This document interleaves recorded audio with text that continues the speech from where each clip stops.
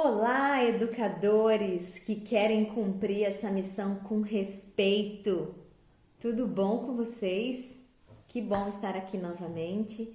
Mais um dia, nossas reflexões estão chegando ao fim. Conta pra mim se você tá gostando. Quero muito saber a sua opinião. A reflexão dessa quarta foi: quando eu respeito o outro e apresento os meus limites, eu mostro a ele como me respeitar. E aí eu vou dizer para vocês que essa reflexão, eu já ia ter um post sobre respeito, eu apenas mudei a forma como ele estava escrito, né? Esse post já estava programado, mas coincidentemente, na verdade, muitas coisas, eu não acredito que seja coincidência, né? Mas muitas coisas aconteceram. Eu vi, não lembro se foi um GTV, mas eu repostei aqui, do Murilo Gun falando sobre educação. Fiz também um repost do espelho, né? De que a gente espelha o mundo, do Live on a Draw, que eu adoro.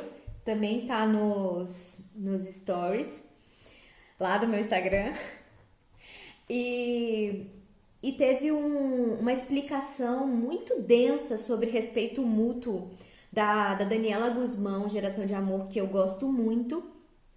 Que eu, inclusive, usei essa resposta dela, lá de um post dela, para responder muitas mães que tinham me falado sobre esse limiar do respeito, né? Como que se chega a esse ponto? Uma mãe, inclusive, me mandou um vídeo que muitos de vocês devem ter assistido, de uma adolescente que segura o cabelo da mãe. Ela fala: vai me levar pra festa, eu vou pra festa segurando o seu cabelo e quando eu chegar na festa eu solto, né? Obrigando a mãe a fazer aquilo que ela queria. E aí muitas pessoas me perguntaram assim: cara, como é que chega nesse ponto? Bem, essa falta de respeito é o mesmo lance da birra. A birra não começa no shopping com a criança que se joga no chão.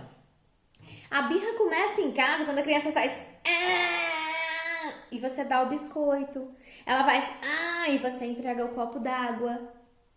Entende? A criança entende que aquele comportamento que ela teve comunica alguma coisa. E se aquele comportamento que eu tive comunica alguma coisa, o outro me compreende e satisfaz a minha necessidade.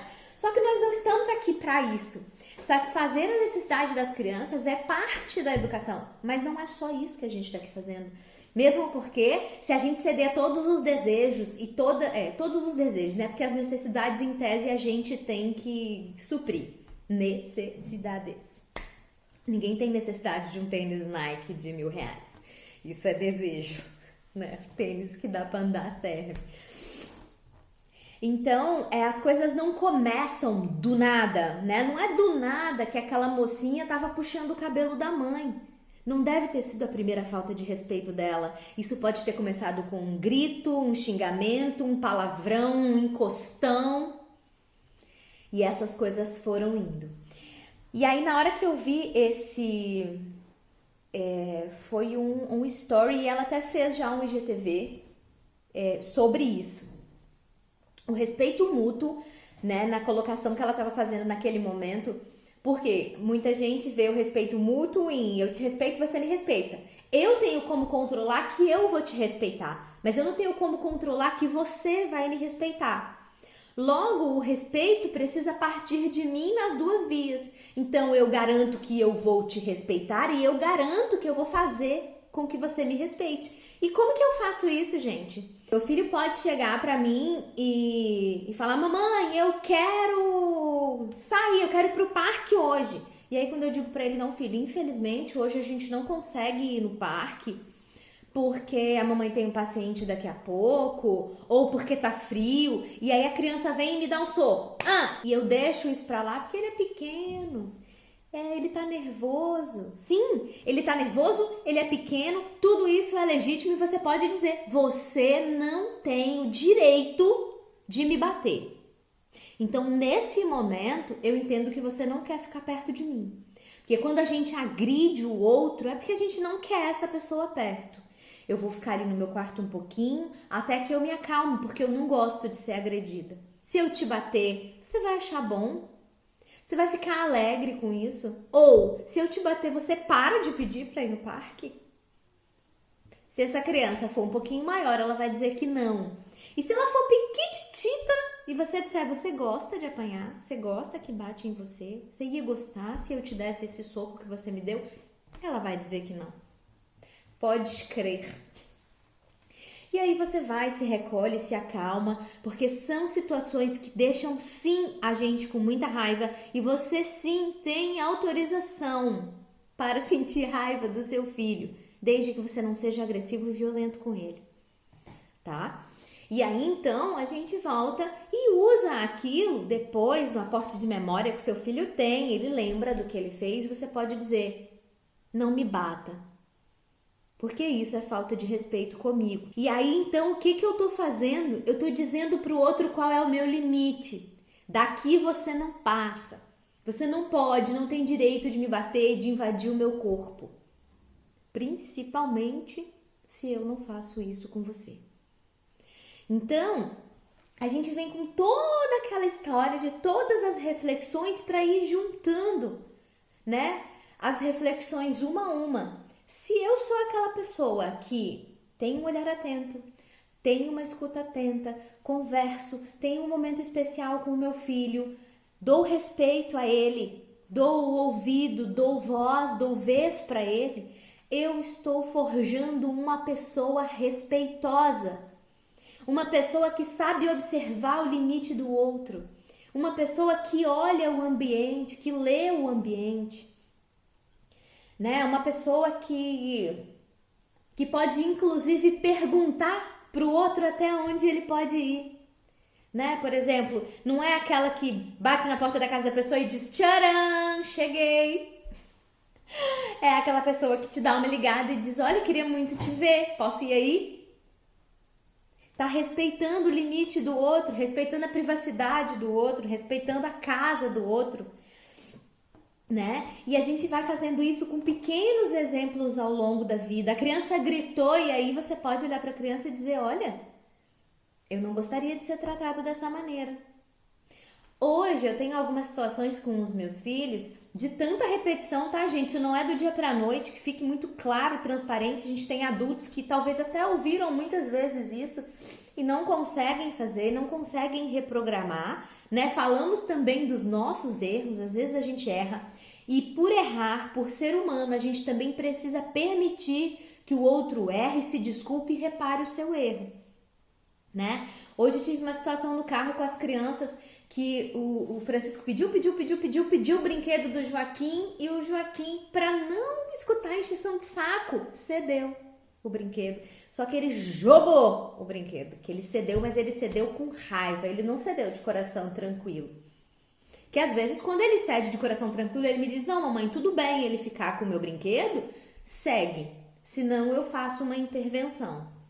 Então, peraí, se você quer ainda brincar com esse brinquedo, você precisa comunicar a respeito ao seu irmão e dizer, eu estou brincando com esse brinquedo agora, eu não quero parar, não dá pra gente brincar junto, se for uma situação assim, você espera um pouquinho que assim que eu terminar eu te dou. E às vezes ele mesmo ajuda o Francisco, que é menor, a buscar uma nova opção. Olha, por que você não pega aquele ali? E costuma funcionar, né? E aí eu olhei pra trás e falei, o que houve? Eu joguei, eu dei o brinquedo pra ele. Falei, mas você deu ou você jogou? Porque eu ouvi um barulho. Eu joguei, e aí o brinquedo caiu do outro lado e o Francisco também não conseguiu pegar o brinquedo. Eu parei o carro, olhei pra trás e falei, meninos, vocês precisam me dizer o que tá acontecendo que eu não tô entendendo. Aí o Joaquim explicou toda a história. O Francisco não pegou um brinquedo pra levar pra escola, queria o meu, eu fiquei nervoso, ele tava gritando e eu joguei o brinquedo nele. E o brinquedo caiu. Falei, então você não queria ceder este brinquedo? Não, porque eu peguei pra levar pra escola. Falei, então se você não queria ceder, você segura e diz pro seu irmão. Lembra que em casa eu falei, vamos pegar o brinquedo para ir para a escola e você estava fazendo outra coisa? Eu fui e peguei esse brinquedo, então esse é meu. Você não pegou, você vai ter uma outra oportunidade, um outro dia, amanhã você pega um brinquedo. Ou vê se tem alguma coisa aqui no carro, mamãe. Ele me perguntou. E aí eu encontrei um outro robozinho que eles tinham levado ontem, mas o Francisco não liga muito, ele pega porque o Joaquim pega o brinquedo. Eu falei, então tem esse robozinho aqui. E ele, eu não quero Você roubou!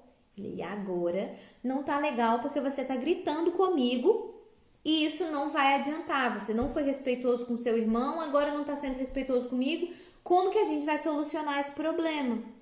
Então vamos respirar até que a gente diminua um pouco essa raiva pra gente conseguir conversar?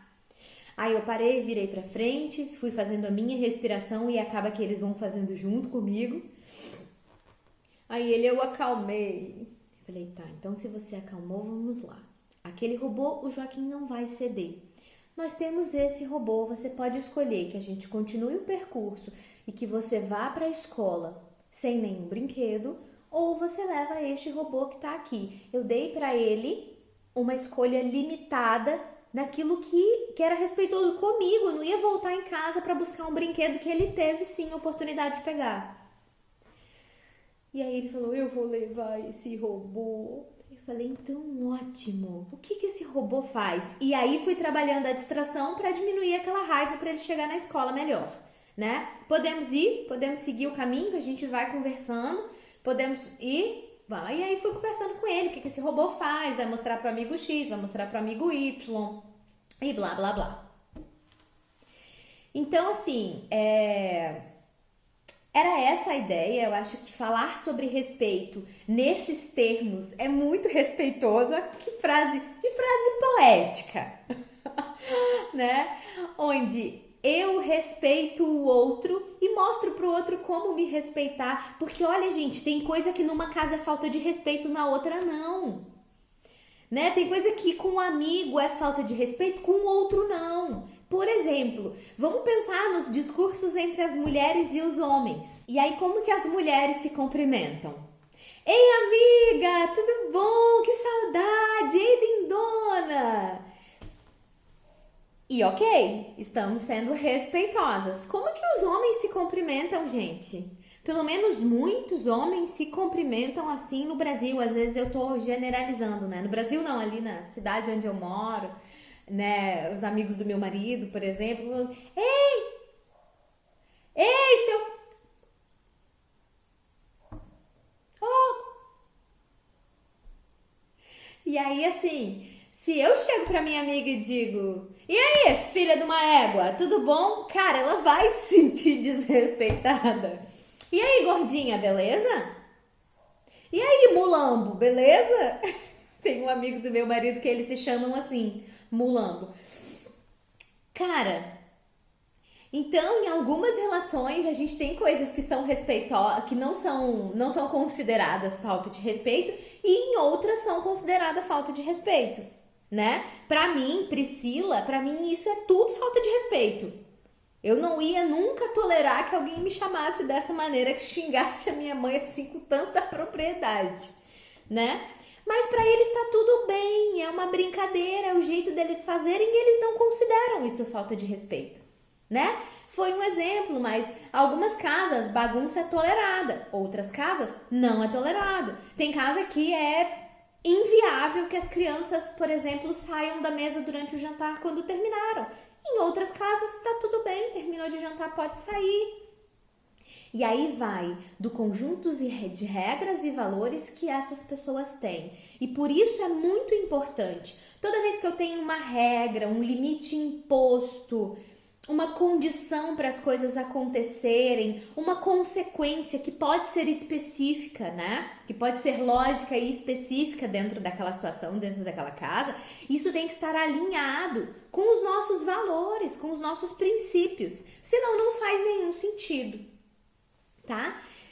E é isso, pessoal. Espero que estejam gostando dessas reflexões. Estamos aí caminhando para a reta final, mas é um prazer ter vocês aqui. É um prazer ouvir, né? Ler vocês. É muito bom essa divisão de experiência. Eu tô muito feliz de estar fazendo isso. E grande beijo. Amanhã tem mais.